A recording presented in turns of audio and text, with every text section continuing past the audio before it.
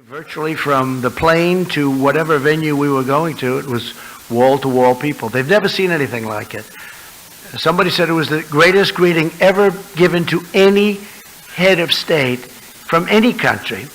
Now, India has more people than any other country, a little bit more than China, a little bit tiny. How would you describe it diplomatically? Is it Trump diplomacy? I think the diplomacy is a diplomacy of great friendship and respect. And I think it's going to all work out very well. I really do. I admire your country tremendously. I respect your Prime Minister tremendously. And I think it's really a diplomacy of friendship. And I think it's going to work out very well. Okay? Okay? Go ahead, please. Please. Go ahead. Right next to Steve. Thank you, Mr. President. As you know, the Chinese government recently ejected several Wall Street Journal reporters. What is your administration considering to do in retaliation to that move? Are you considering banning or restricting the access Chinese journalists, for example, have to the United States? So I haven't really been given a full briefing on that. We're going to look at it. We will look at it. It's something that I don't like to see. I don't think it's fair because we give very good access. Maybe some people would say we give too good. I don't believe in that. I think we give very good access, so I don't think it's fair. But we'll have a decision made on that relatively soon. Okay? Thank you. Good question. Please go ahead. Go ahead. Go ahead. Venezuela. So will you allow Indian companies to continue to buy Venezuelan oil from third parties, especially when you have sanctions? Well, you'll be seeing something on that in the not-too-distant future, yeah. So there could be more stringent sanctions against Venezuela? There could be very serious sanctions. Or against the Indian companies continuing to buy what's happening in Venezuela is so sad. People are starving. Here's a case where a country was wealthy 15 years ago and very wealthy 20 years ago, very, very wealthy. The wealthiest in all of Latin, South America, the wealthiest, and by far, not even a contest. And when you look today, they don't have water, they don't have basic food, they have no medicine. It's incredible what's happened in Venezuela. No, we're watching Venezuela very closely. We don't like it. We don't like it. Not at all. Okay?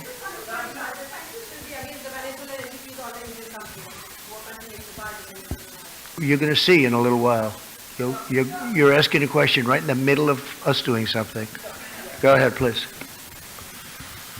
Ali McBall from BBC. There were some back home that were hoping you would raise concerns about some of these policies that Prime Minister Modi has introduced that discriminate against Muslims, and also about a rise in hate crimes here in India. But as someone we did discuss that, and we discussed that, and specifically Muslims, and we also discussed Christians. But someone I had a very powerful answer from the Prime Minister. We talked about religious liberty for a long period of time in front of a lot of people, and I had a very, very powerful answer. And as far as Muslims are concerned, as he told me, I guess they have 200 million Muslims in India, and a fairly short while ago they had 14 million.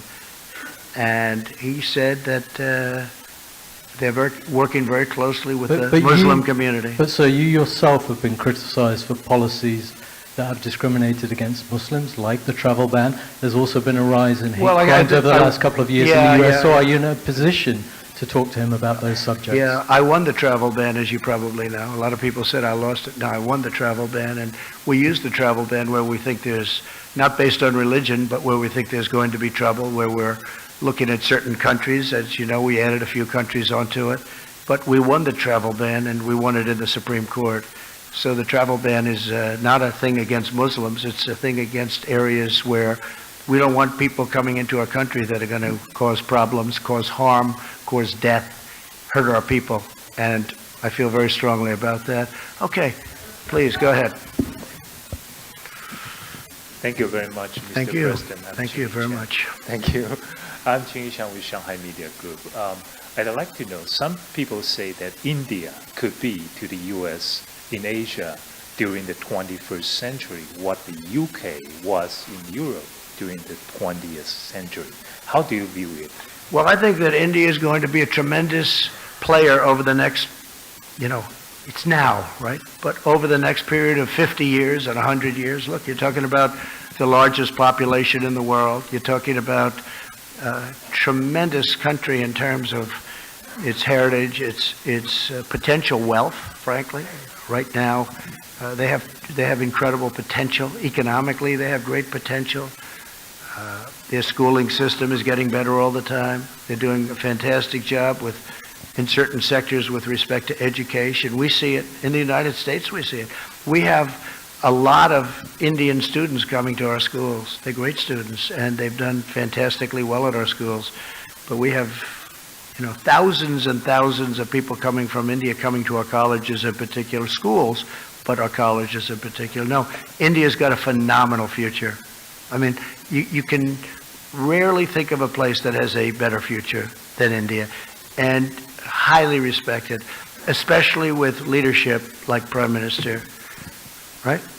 Howdy. Yeah. Go ahead. Pick one. Go ahead. Sir, Rituparna from CNBC TV 18 India.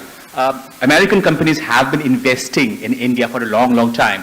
Are you satisfied with the Indian investment regime, especially on issues like multi-brand retail and e-commerce, on which companies from US have a lot of interest in? So I'm very satisfied because they're investing tremendous amounts of money. I met Mr. Patel a little while ago. He's the largest steel person in the world by far. I don't think there's even a contest. And he's going to be building $1 billion plant in Alabama. We had the press, I left him in there, always a risky thing to do. But if you see let's say we answered 15 questions, they were talking about how much better it is to work in the United States now in terms of their investment. They have done a fantastic job. These are some of the biggest entrepreneurs in the world. I'm not even sure if the media really understood who they were. I knew many of them, certainly heard of all of them. The job they've done is incredible. But Mr. Patel, who's the biggest steel company, certainly the biggest steel individual, but I think he's the biggest steel company by a lot. He's investing billions of dollars in the United States, and he's only doing it because of what I've done to bring back the steel industry. The steel industry was dead, absolutely dead in the United States, and now it's a vibrant industry. It's incredible. And we need it. Again, we need it for defense. It's not just like certain industries that you don't need. We need it for defense. But he was glowing, and one of the reasons he's spending $1 billion in Alabama and more money in other places in the United States is because we brought it back. So we're very proud of that. So I think what we'll do is we're going to see some of you on the plane on the way back. It's been an honor to be here. It's an incredible place with incredible leadership and an unbelievable future. And I just want to thank you all, and I'll see you back in the States. And I think some of you are on the plane, and we can talk a little bit on the plane too. Thank you very much, everybody. Thank you very much.